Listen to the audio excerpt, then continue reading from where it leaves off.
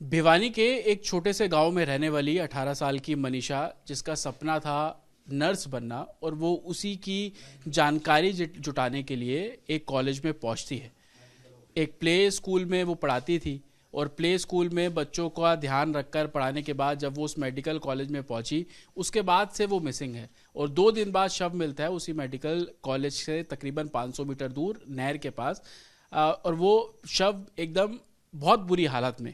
भिवानी में उसी मनीषा के घर पर इस वक्त मेरी मौजूदगी है। उस मनीषा के माता पिता हमारे साथ हैं, उनसे हम बात करेंगे। क्या नाम है आपका? मेरा नाम संजय कुमार है जी। संजय, 11 तारीख को क्या हुआ? मनीषा कितने बजे यहाँ से निकली और आपको क्या कुछ बताया उसने? 11 तारीख को स्कूल टाइम पे निकली थी जी। 8 साढ़े 7 बजे बस आती है आइडियल स्कूल की। उसमें बैठ के वो कॉलेज वहाँ गई थी और स्कूल में चली गई। और उससे ये बात हुई थी मेरी और उसकी गुड़िया की 11:30 बजे मेरे पास उसका फ़ोन आया था 11:23 पे।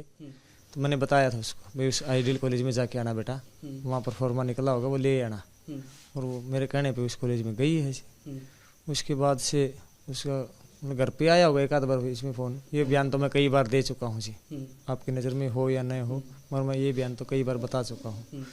शाम को 112 बुलाई है मैंने, 112 वाले गए, हम उनको साथ में ले करके, और वहाँ कॉलेज में कुछ खास वो ना मिला। पुलिस वाले ऐसे ही बोले मेरे को, बोले कि भागी होगी। बोले यार क्यों घबरा रहा है, 2 दिन में आ जाएगी, 3 दिन में आ जाएगी। बोले इतना घबराने की जरूरत ना, बोले दुनिया की भागन लग रही है, तेरी भी भागी होगी। फिर जी उन्होंने कोई ख़ास रिस्पॉन्स दिया नहीं। वहाँ कॉलेज में जा करके, कॉलेज में गए हम उस टाइम पर, वहाँ कॉलेज में 3 थे स्टाफ के, कौन थे कौन नहीं, कोई चपड़ासी हो या जो भी हो वो जी। 2 तो उनमें से दारू पी रखे थे और एक ठीक ठाक था। उन बोले जी आज तुम्हारे, उन्होंने पूछा होगा पुलिस वालों ने, 112 वालों ने, देखिए आज बोले एक लड़की आई है मनीषा नाम की, किसी एंट्री है बोले उसकी। बोले जी आज हमारी स्कूल में तो है ना, बोले उसकी कोई एंट्री, क्योंकि 1 बजे हमारा स्कूल कॉलेज बंद हो गया है। बस उन पुलिस वालों के साथ कुछ हुई होगी बातचीत उसकी, उनके साथ ऐसे पीठ पे हाथ थपाया पुलिस वालों का, उन्होंने ऐसे भी कुछ किया है। तो आप वहीं पे थे? मैं वहीं पे था जी, मैं देख रहा हूँ। उन्होंने उनके ऊपर कोई प्रेशर ना बनाया, भाई हम देखेंगे यहाँ पे चेक करेंगे लड़की का मामला है, ऐसा कुछ भी नहीं किया। आगे मेरे को छोड़ दिया वहाँ पे सिंगानी गांव में। मेरे को बोले जी लुहारू जाके FIR दर्ज करवा दो आप। बोले आप लुहारू वाले देखेंगे। मैं अगले दिन सुबह गया हूँ FIR दर्ज करवाने के लिए, तो वहाँ जाते भी यही रिस्पॉन्स मिला पुलिस का कि भाई मैं और मेरे चाचा जी थे साथ में। तो ऐसे मैं था, मेरे चाचा जी साथ में, चाचा जी की हालत देख करके ना पुलिस वाला बोलता है क्या बात होगी जी। बोले जी एक लड़की की FIR करवानी है, गुमशुदा होगी जी कल से सिंगानी गाँव में।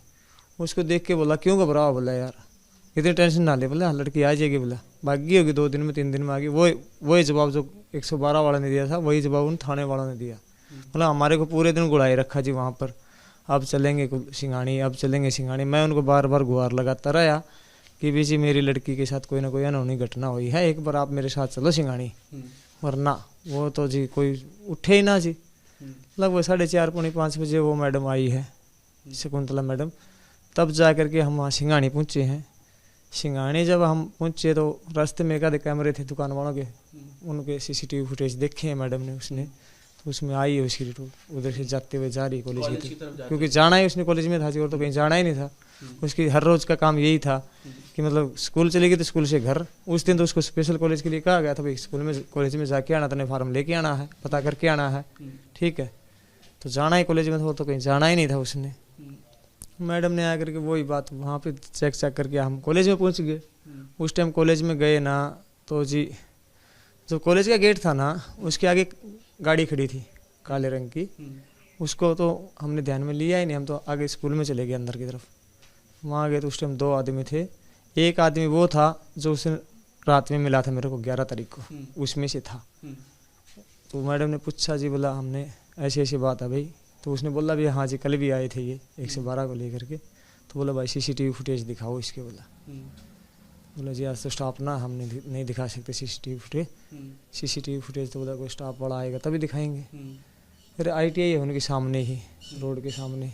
मेरी नज़र पड़ेगी, मैं कहा वो ITI में कैमरे लगे हैं, वो तो दिखा सकते हो, वो दिखा दो। वो दिखाने के लिए वो चाबी लेकर के गया हमारे को, तो वो सारे कमरे बंद पड़े थे उनके। वो देख करके वापस आए हम। फिर मैडम ने उसको कहा, बोला जी चलो आज नहीं तो कल इनको दिखा देना कैमरे। हमारे को कह करके वो मैडम चली गई। बोले संजय मैं कल आऊँगी नहीं, मेरा कोई भिवानी काम है, मैं उसके मामले में जाऊंगी और बोले कल आकर के कैमरे चेक कर लेना, भले इनके दिखा देंगे। आपको खुद चेक करने के लिए हाँ, हमारे को खुद बोला है, उस मैडम ने बोला है, जो थानेदार नहीं थी हमारे पास, कुंतला मैडम, उसने बोला है। उसके बाद जी हम बाहर आ गए, बाहर आकर के आसपास के गांव जो खेत खात थे, ट्यूबवेल टावल वाले थे, जान पहचान के तो हुए जी गाँव मंडी आदमी के, ठीक है। उनके पास पूछताछ करी, उनसे मिले वाले करे, तब तक वो गाड़ी जो है ना, जो कॉलेज के आगे जो गाड़ी खड़ी थी ना, उसमें से 2 टीचर बैठ के गए उनके कॉलेज के। मैंने सामने से देख लिया, गाड़ी वहाँ खड़ी थी, मैं इधर खड़ा था, उधर से मेरे चाचा जी आ रहे थे, तो देख लिया मैंने। उसी टाइम पर उसको मैडम को फ़ोन भी किया, शकुंतला मैडम को। वहाँ जी जब हम आए, जब तो ये कह रहे थे भाई स्टाफ का कोई है नहीं कॉलेज में, और ये इस गाड़ी में आपके जो गाड़ी खड़ी थी उस गाड़ी में बैठ के जाने लग रहे हैं 2, और कह रहे टीचर है स्कूल के कॉलेज के, एक बोला सीनियर है, एक कोई जूनियर है, क्योंकि हमें सीनियर जूनियर का वहाँ की चपड़ासन से पता लग गया। क्यों गाड़ी जाने के बाद वो चपड़ासन बाहर आई और हमने उसको, मेरे चाचे ने उसको पूछा, तो उसने बताया, यहाँ तक कि वो नाम भी जानती होगी जी, अगर उससे कोई पूछेगा तो, ठीक है। ये बात हो आ करके जी हम मतलब धक्के धुक्के खा करके पूछ पाछ के शाम को घर आ गए। अगले दिन सुबह हमने जाना ही था वहाँ कॉलेज में सीसीटीवी फुटेज चेक करने के लिए, तो 2-4 मेरे रिश्तेदार भी आए हुए थे और भी कुछ थे, तो पहले वो चले गए गाड़ी गुड़ी लेकर के, बोले हम जावा हाँ तुम आओ जब बाजी हो जी, ठीक है। तब तक बोले हम देखते हैं वहाँ जा करके, तो जी फिर जी क्या नाम है वो हुआ। तो उस दिन आप लोग जब गए सुबह देखने के लिए तो दिखाया उन्होंने, तब भी नहीं दिखाया? नहीं जी, उस दिन हम गए कहाँ जी, उस दिन तो वो डेड बॉडी मिल गई 13 तारीख को, क्योंकि मैंने मैडम को फ़ोन किया, शकुंतला मैडम को, ठीक है। तो जी मगर जी हम आ रहे हैं सीसीटीवी कैमरे, तो वो करे जी मैं भी आई हुई हूँ वहाँ पर, ठीक है, और मतलब कोई डेड बॉडी मिली है, ये बात 13 तारीख को है, ठीक है जी। और बोले हम वहाँ पे आए, मैं उसको पूछा मगर जी किसकी मिली डेड बॉडी, वो करी जी कोई लेडीज़ है, बोला उसकी डेड बॉडी मिली है। मैंने भी, एक दोस्त आया था बाइक लेकर के, हम भी सिंगानी की तरफ निकल लिए। वहाँ जा कर के हमने देखा भाई नहर के मतलब 2 किले आगे, तो वैसे तो जाने नहीं दे रहे थे किसी को, करे कोई। मेरे चाचे से मैंने पूछा, मेरा चाचा पहले गया हुआ था वहाँ पर, मेरे रिश्तेदारों ने जो गाड़ी गई थी ना उसके साथ, हमारे गाँव के सरपंच भी गए हुए थे।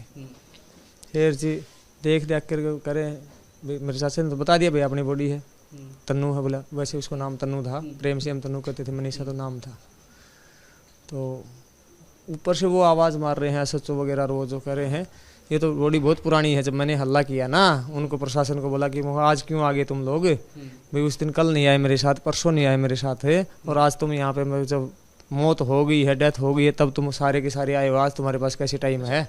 अगर आप मुझे बता पाएँ, क्योंकि बता पाना बहुत मुश्किल है, किस हालात में थी बॉडी जब आपको मिली? मतलब बॉडी संगीन अपराध था जी, मतलब उसका गला काट रखा था, ठीक है, चेहरे का कोई फेस था ही नहीं, ठीक है, बिल्कुल वो था, सिर्फ हड्डी दिख रही थी, एसिड वगैरह डाल के जो भी उन्होंने कुछ कर रखा था, ऐसे कर रखा था सर। कुछ पार्ट्स भी गायब थे बॉडी के? बॉडी से पार्ट गायब नहीं थे सर, उसका मैं कह नहीं सकता, क्योंकि मेरे हिसाब से बॉडी के पार्ट्स थे नहीं गायब, ठीक थी बॉडी, मैंने अच्छी तरह से देखी है बॉडी को, ठीक है।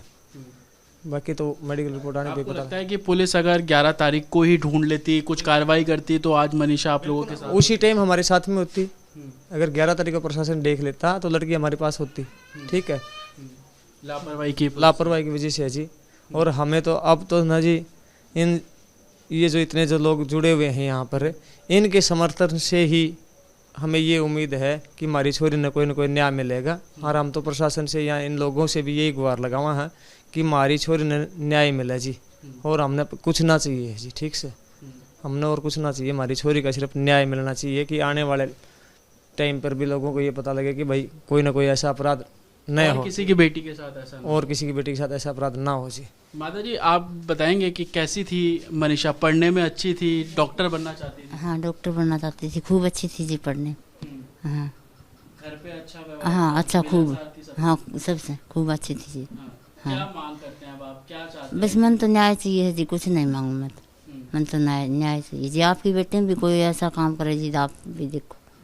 हाँ, जो जिन दरिंदों ने ये हाल किया हमारी बेटी का, वो दरिंदे हमारे सामने हों, ठीक है जी, और उन दरिंदों को चाहे कानून फांसी दे जाए, अगर फांसी से बढ़ के कोई सज़ा है तो वो देना चाहिए। ठीक है जी। ऐसी दरिंदगी तो शायद हमारे हिंदुस्तान में ना हुई होगी, भिवानी में तो कहाँ, हिंदुस्तान में भी ना हुई होगी जो ऐसी दरिंदगी इस लड़की के साथ हुई है। अच्छा, 2 बार पोस्टमार्टम हुआ, क्या लगता है कि पहले बार जब पोस्टमार्टम हुआ तब चीज़ें अच्छे से नहीं हुई या उसको भी छुपाने की प्रशासन ने कोशिश की? ये तो जी ये बताएंगे, बाकी शायद पोस्टमार्टम के बारे में हमें तो किसी ने बताया नहीं जी, क्या रिपोर्ट आई है क्या नहीं है, हमें तो क्या पता जी। ठीक है, और वो तो प्रशासन की है या किसी डॉक्टर ने कुछ कहा होगा तभी दोबारा हुआ है। ठीक है जी। अंतिम संस्कार आप नहीं करेंगे? अंतिम संस्कार हम नहीं करेंगे जी, हमारी कमेटी करेगी। हमारी कमेटी जो फैसला लेगी, और वो हमारी कमेटी का और हम सबका ये फैसला है कि हमें न्याय चाहिए, वो दरिंदे हमें पहले चाहिए, उसके बाद हम अंतिम संस्कार का फैसला लेंगे, नहीं तो हम नहीं लेंगे, हमारी तो रही नहीं जी। तो परिवार है, और मैं आपको एक तस्वीर दिखा दूं, ये मनीषा का घर है, और इसी घर से उसने सपना देखा कि वो मेडिकल की पढ़ाई करेगी, डॉक्टर बनेगी। और कमरे भी अगर आप यहाँ पर देखेंगे तो छोटे छोटे कमरे हैं, और यहाँ पर वो बैठ के पढ़ा करती थी। रोज़ सुबह उसकी दिनचर्या रहती थी कि वो इस घर से निकलती थी, प्ले स्कूल में बच्चों का ध्यान रखती थी, पढ़ाती थी, और उसके बाद जो बड़ा कॉलेज है जहाँ पर मेडिकल की पढ़ाई होती है वहाँ पर वो जाने का उसका सपना था। और 11 तारीख को वो उसी सपने को पूरा करने के लिए अपने घर से निकली। जाते हुए तस्वीरें भी सामने आ रही हैं कि कॉलेज की तरफ वो जा रही है, लेकिन उसके बाद क्या हुआ, 2 दिन बाद उसी कॉलेज से तकरीबन 500 मीटर दूर जो शव है वहाँ पर मिला, गर्दन कटी हुई थी। और परिवार, अब आप देख रहे हैं, न्याय की मांग कर रहा है। अंतिम संस्कार तब तक नहीं किया जाएगा तब तक इस पूरे मामले में शामिल जो आरोपी है उनको पकड़ा नहीं जाएगा, फास्ट ट्रैक कोर्ट में सुनवाई नहीं होगी, और फांसी से नीचे की मांग परिवार वाला करता नजर नहीं आ रहा है। विजय पंकज के साथ जतिन शर्मा, रिपब्लिक भारत, भिवानी।